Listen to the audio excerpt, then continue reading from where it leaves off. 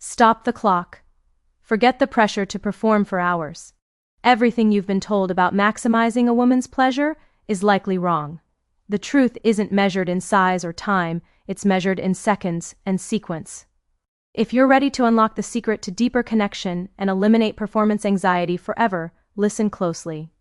My name is Dr. Emma, and today we're going to venture into a subject that is shrouded in more mythology and unnecessary pressure than almost any other aspect of human connection: the dynamics of female pleasure. For centuries, across countless cultures, a single, often damaging narrative has persisted: that physical duration, the sheer length of the intimate act itself, is the ultimate measure of satisfaction and male prowess. This is a belief that has been amplified by everything from popular culture to pervasive whispered anxieties, suggesting that for a woman to be truly fulfilled, the encounter must stretch on for a very long time, sometimes for hours. But the quiet, often overlooked truth of female physiology tells a fundamentally different story. A story where quality, connection, and preparation matter infinitely more than quan. This widespread cultural myth, this pursuit of superhuman stamina, is not just inaccurate, it can actively create discomfort, distance, and even pain within a relationship. I've spoken with countless patients who describe the mounting anxiety, the physical strain, and the sense of performance pressure that this myth creates.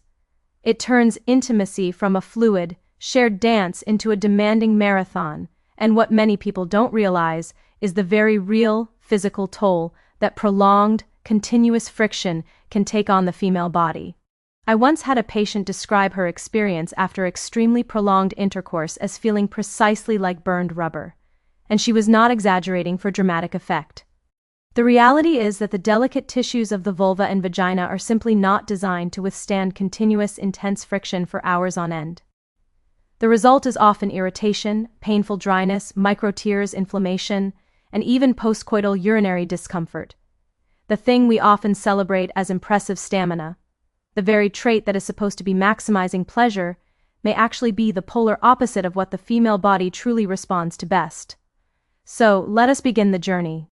Titty or endurance, of understanding what truly matters for women's deepest satisfaction. By first examining the crucial distinction between desire and arousal, we must first confront the fundamental difference in how desire often manifests between men and women. For many men, desire can be spontaneous, sudden, a biological imperative that is present from the outset. But for a large percentage of women, this is simply not the case. A woman's sexual desire is often described as responsive. It typically arises not before, but during the process of physical and emotional engagement. This means she may not begin the encounter with a strong, immediate urge. Instead, her desire grows, it builds, it blossoms when the environment of intimacy is supportive, patient, and above all else, gentle. This responsive mechanism is entirely dependent on her feeling emotionally safe with her partner. She must be free from distraction, stress, or performance pressure. And crucially, her body needs ample time to warm up, to adjust its blood flow, to respond to touch, and to slowly build genuine, deep sensitivity.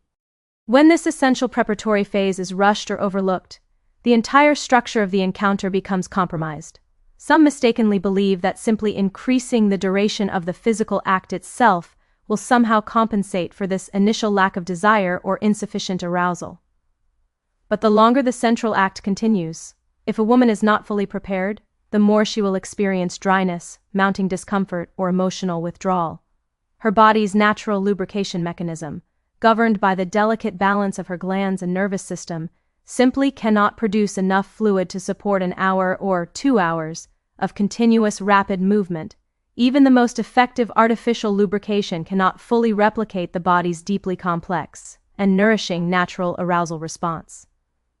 This physiological mismatch, this lack of preparation, followed by an insistence on endurance, is the root cause of so many of the concerns women bring to me: dryness, difficulty relaxing, or a deep, frustrating disconnect during intimacy, even when they love their partner and deeply crave closeness. These experiences are almost never linked to a flaw in the woman's body. They are linked to a profound misunderstanding of how the female nervous and circulatory systems actually operate. Now, let's talk about what women actually want. The collective preference that I hear again and again, which points directly to the power of pre-intimacy. Whenever I pose the question to my female patients, would you prefer extremely prolonged intercourse or a longer, more attentive and varied pre-intimate phase? The vast majority provide the same answer. They almost universally say, I wish he would take more time before, not hours, not complicated structured techniques, but 10 minutes of focused presence, of warmth, of gentle, non-demanding attention. Many women feel as though their partner moves forward too quickly. The physical momentum overtakes the emotional connection and the body's biological readiness. And this is the most important concept for anyone listening to grasp, especially for men who appreciate clarity and utility. Every woman is unique, but every woman requires time, and the single most effective way to utilize that time is not by moving directly to the most sensitive areas, but by starting with zones that are near, yet not immediately on the most concentrated points of sensation. This subtle, deliberate approach serves to awaken the nervous system gradually. It sends unambiguous signals of safety, of closeness, and of profound trust, and it initiates the crucial increase in blood flow within the pelvic region in a natural, organic way. This natural increase in circulation enhances sensitivity throughout the entire region and deepens the potential for pleasure later. If the stimulation begins too abruptly or too intensely, the nervous system often goes into a kind of defensive shutdown, reducing responsiveness as a protective measure. But if the journey begins slowly, the nervous system opens up. It receives sensation more deeply, and it registers the touch not as a demand, but as a welcome invitation. The result is a pleasure that grows through sequence, not duration, a thoughtful, gradual approach that allows a woman's arousal to rise naturally, steadily, like a powerful incoming tide. To truly visualize this, let us map the body for a moment and consider the neural pathways. We are looking for the neutral zones, those areas that are intimately connected to the central points of sensation but are not the primary, most concentrated regions. These might include the lower abdomen, the pubic region, the outer edges of the pelvis, the sides of the hips, and especially the inner thighs. These areas are rich with nerves and connective tissue that are intrinsically linked to the entire pelvic floor complex. Gentle, slow touch in these zones, not rapid, not intense, but warm and patient, helps to draw blood flow into the area. When blood flow increases, warmth increases, and crucially, sensitivity increases. We are essentially allowing the body's vasculature to naturally prepare the field of play. If stimulation is too fast, the nervous system is overwhelmed and shuts down the transmission of pleasure. But if the stimulation is introduced slowly, the pathways remain open, and the sensation is received with far greater depth. I want to spend a moment on the specific, often overlooked, power of the inner thighs. This is one of the most neurophysiologically sensitive regions connected to female arousal because it houses long muscle groups and connective tissue that directly influence pelvic tension and relaxation. Many women unconsciously carry enormous amounts of stress and tightness in these muscles, which can inhibit arousal and restrict blood flow. When these muscle groups are gently warmed, relaxed, or massaged in slow, upward-directed movements, the process of vasocongestion, the filling of blood, is powerfully enhanced toward the pelvic center. This preparation requires no pressure. It requires no intensity. It requires only slowness, warmth, and patience.